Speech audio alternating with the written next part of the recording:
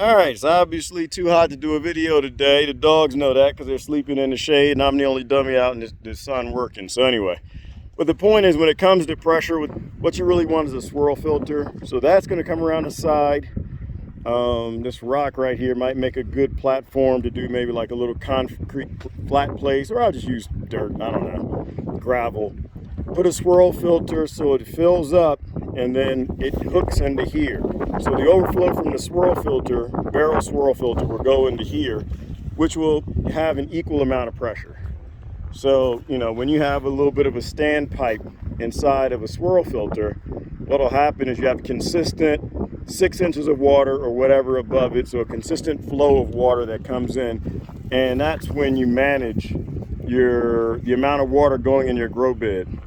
Because to have the bell siphon turn on a regular basis, you have to make sure that you have a constant flow, and you get it set up, and you want it to stay that way. I find when you hook these up to pumps, for whatever reason, the pressure varies. Your bell siphon will work for a few weeks, and then it cuts off. You don't know it does 2 or 3 days, and it starts wreaking havoc on your aquaponic system.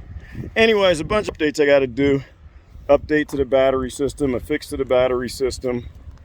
The new BMS battery management system I'd like to show you as well. But I think that's going to do it for right now, only because it's so hot. Doing videos just isn't working.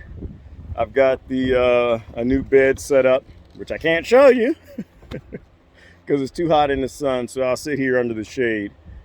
And that's pretty much it. I mean, we got a lot of fruit coming on. Probably got about 10 tomatoes or so coming on. There's already lettuce, happily. We've got pumpkins sprouting up everywhere. There's a few figs coming on, so we're starting to get into the season. I think it's a little early for some of it. Well, it's certainly a little early for me being from Pennsylvania, but anyway, that's where I'm at here in terms of a partial status of the site. The last thing I'm gonna show you, because I forgot I meant to show you, is the automation of the shade cloth. So while we need, because we can't seem to get the right shade cloths, what'll happen is, so 75% of the greenhouse is covered in that tarp, which you can't keep because you got plants growing in there. There aren't so many on the back sides where the cob house is, but there are on the front side, and eventually you want them on the back side. So this right here, this particular string, which will manage over just about half of the tarp. During the morning and the evening, it'll move back based on temperature. Just a simple little motor that pulls it back based on temperature or timer. And when it starts to warm up, or when it starts to cool down, it'll pull it forward. So just like basically a curtain effect, back and forward, back and forward. And that's how you'll automate keeping the greenhouse at the right temperature, as well as make sure the plants in there have the sun that they need. Like I said, I have no interest in struggling. I have no interest in survival. It's fun on TV, not doing that out here. So living off grid, everything is going to be automated. Don't do anything twice. Well, don't do anything repetitively.